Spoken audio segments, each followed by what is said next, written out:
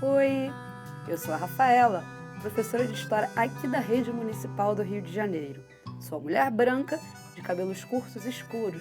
Estou usando uma blusa de fundo preto, com diversas flores e plantas em tons vermelho e verde.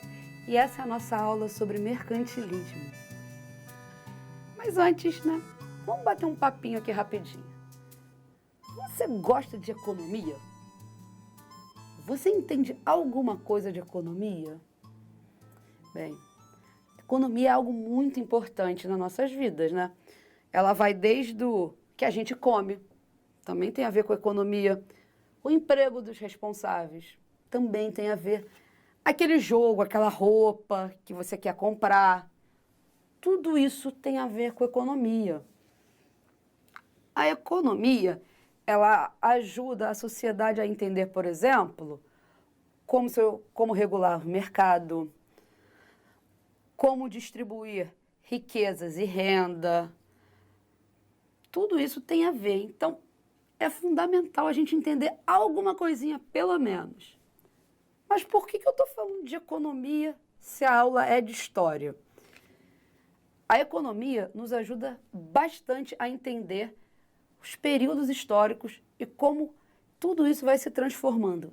E na aula de hoje, a gente vai perceber uma grande transformação na economia mundial. Se você não está entendendo, não tem problema não. É só ficar de olho aqui na aula. Então, para começar essa história toda de transformação da economia, a gente tem que voltar um pouquinho. A gente tem que falar um pouquinho, bem breve, de feudalismo.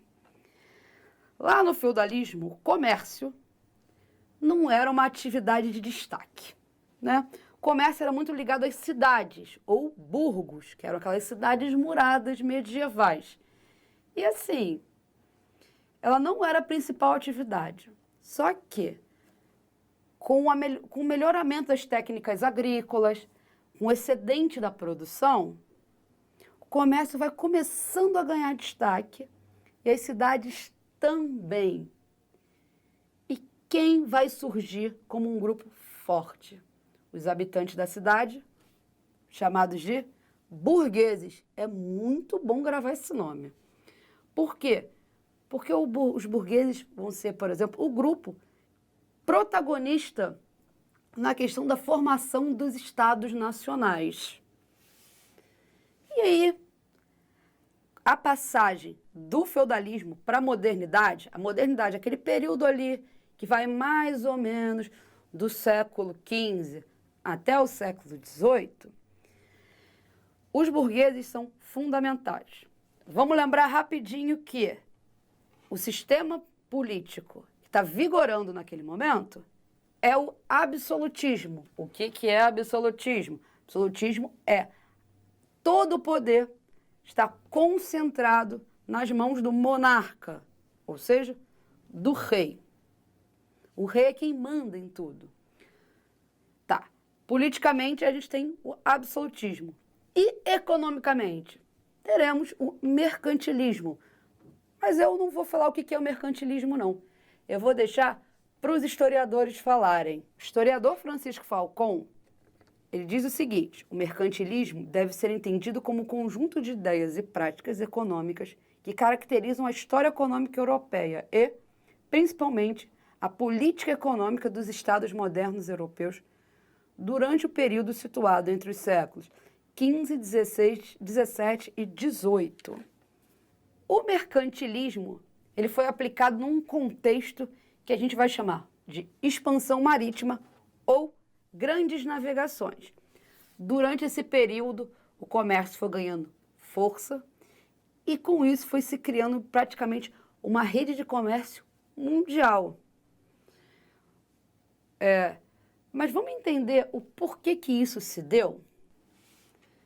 Mas o que são essas grandes navegações ou expedições marítimas? Bem, elas foram expedições que ocorreram ali entre o século XV e século XVI, principalmente feitas por Portugal e Espanha, que desbravaram o Oceano Atlântico, o Índico e o Pacífico. Ela tinha alguns objetivos. Primeiro, encontrar uma nova rota até a Índia. Segundo, descobrir novas riquezas. Terceiro, expansão da fé católica. As grandes navegações, elas vão trazer uma nova forma de interação entre os continentes asiático, africano e europeu. Já existia essa interação, só que as grandes navegações vão transformar todas essas interações entre os continentes. Mas eu falei que um dos objetivos era justamente encontrar nova rota para a Índia. O que tinha na Índia de tão importante assim? As especiarias. Vamos saber o que são essas especiarias? Tá aí, ó. As especiarias, elas são temperos, condimentos usados na culinária. Elas também eram usadas, por exemplo, para fazer perfumes, muitas coisas. As especiarias, elas podiam também ser medicamentos. Entre elas a gente encontra pimenta, gengibre, cravo, canela, noz moscada, açafrão, cardamomo, uma série de elementos que você até já deve conhecer alguns. Mas mais do que ver foto, vamos ver alguma dessas especiarias aqui. Ó, trouxe algumas para a gente ver. Algumas você deve até conhecer, né? Canela em pau, por exemplo, é uma especiaria que você deve conhecer muito bem aí, né? Vai muito bem, por exemplo, na canjica. Outra especiaria, mas aí eu não sei se você vai gostar, porque ela é uma polêmica, que é, não sei se você consegue ver aí. Aí. O cravo. Tá aí o famoso e polêmico cravo. Talvez você aí de casa nem goste, né? Coloca em cima ali do beijinho. Tem muita gente que não gosta. Eu adoro o cravo. Vamos ver agora outra especiaria? Tem muitas, né? Mas aqui só alguns exemplos. Esse aqui eu acho que você não deve conhecer. Essa aqui é a noz moscada. Geralmente as pessoas ralam ela. Essa aqui eu também conheço bem pouco, mas é também considerada uma especiaria. Vamos para uma última, que essa aqui é famosa, hein? Talvez você não conheça ela em grãos, mas aposto que quem gosta de cozinhar usa bastante, que é a pimenta do reino. Para quem gosta de cozinhar, maravilhosa, né? Geralmente se usa em pó, mas aqui eu trouxe em grão uma outra forma da gente conhecer o que é essa pimenta. E aí, curtiu as especiarias? Mas por que esses temperos que você usa em casa eram tão importantes? A gente vai lembrar que no século XV não existia geladeira. Então, como é que eu conservo uma carne? Como é que eu conservo uma fruta? É através justamente das especiarias. Também tem um outro detalhe, né? As especiarias, como eram itens importados, ou seja, não se plantavam na Europa. A Europa não tinha clima nem solo para se cultivar as especiarias. Então, elas eram um artigo de luxo. Então, era comum, por exemplo, você dar de presente para as pessoas especiarias. Olha só que louco. Imagina uma pessoa dando pimenta para outra. Era um status, era um símbolo de luxo. Mas como é que essas especiarias chegaram na Europa se não pode plantar ali? Elas chegaram justamente através das cruzadas. Vamos lembrar o que eram as cruzadas? Então, gente, as cruzadas eram justamente aquelas expedições militares organizadas por católicos da Europa Ocidental com o objetivo de reconquistar para o mundo cristão lugares sagrados, como, por exemplo, Jerusalém. O comércio das especiarias era, a princípio, dominado pelos italianos, pelos genoveses e pelos venezianos. Esse comércio era feito por terra. Os muçulmanos vinham por terra até ali, à beira do mar Mediterrâneo, e lá os italianos distribuíam para o resto da Europa. Pensa, vem lá da Índia, por terra, até o Mediterrâneo, aí pega o barco. Quando chegava a Portugal, por exemplo, estava caríssimo essas especiarias. O que o governo português, então, pensou? Eu tenho que arrumar um novo caminho que me leve direto até a Índia para eu conseguir essas especiarias. E foi justamente isso que aconteceu. Qual a estratégia portuguesa para chegar até a Índia? É dar a volta na África. Como assim? Vamos então ver uma imagem para a gente entender isso um pouco melhor? Então, se vocês repararem aí, essa coloração azul que sai, que dá a volta na África, é a estratégia portuguesa. Os portugueses acreditavam justamente nisso. Dando volta na África, chegariam até as Índias. Tem um detalhe muito legal da gente falar, que é, em 1487, uma expedição comandada por Bartolomeu Dias, ela passa ao Cabo das Tormentas, que é justamente aquela parte ali mais ao sul da África. Por que era chamado Cabo das Tormentas? Porque ninguém conseguia passar. Muitos navios ficavam ali e eram destruídos. Só que Bartolomeu conseguiu ultrapassar o Cabo das Tormentas e virou o nome de Cabo da Boa Esperança. As setinhas vermelhas são uma outra estratégia usada pelo governo espanhol. O Cristóvão Colombo, ele acreditava que a Terra era redonda. E com isso achava que se fosse direto navegando pelo Ocidente, daria a volta ao mundo e chegaria na Índia. Só que ele não contava que tinha uma América no meio do caminho. Gente, então essas foram as estratégias usadas, tanto para Portugal, tanto para a Espanha. Mas eu só quero lembrar uma coisinha para vocês.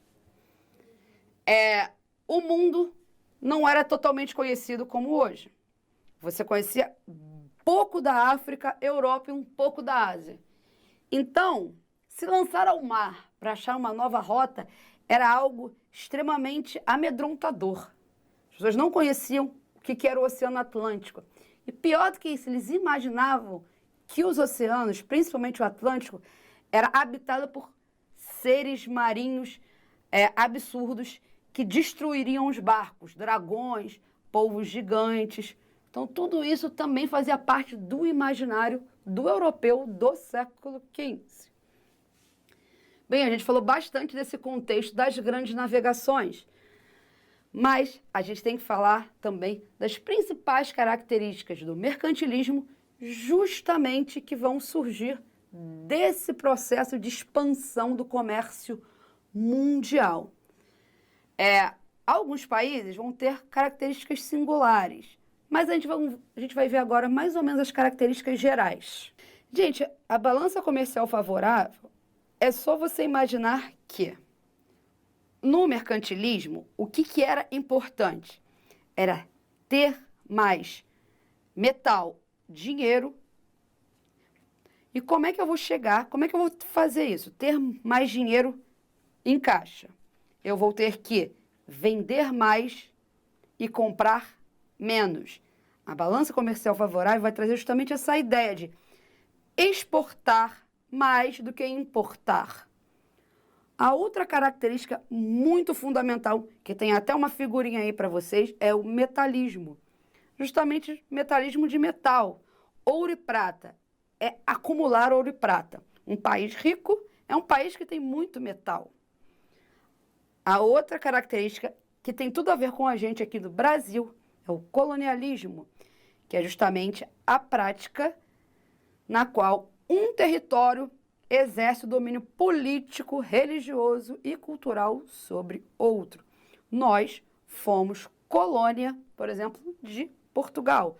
Portugal mandava na gente. E o protecionismo, o que é isso? É proteger o seu mercado interno, como um dos exemplos é produtos, por exemplo, de fora, de outros países, tem cargas de impostos muito mais altas do que os produtos do nosso país.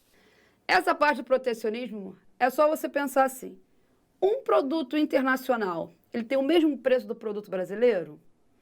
Não. Por quê? Porque os produtos estrangeiros que são vendidos aqui no Brasil, eles têm mais cargas de impostos. Para que serve isso?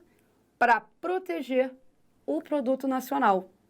Vimos na aula de hoje as grandes transformações que aconteceram na modernidade. Falamos um pouquinho de absolutismo, falamos bastante sobre mercantilismo e sobre as grandes navegações e como isso vai modificar totalmente a história mundial. A aula de hoje está acabando, mas não sem antes um desafio. Falamos muito sobre viagens, navegações, monstros marinhos. Então, se você fosse um viajante, pensa aí, então, faça um diário de viagem, de alguma viagem, às vezes, que você tenha feito, ou pode até imaginar uma própria viagem, relatando, por exemplo, um costume que você não tem, que seja bastante diferente do seu cotidiano. Eu vou ficando por aqui. Até a próxima. Tchau, tchau.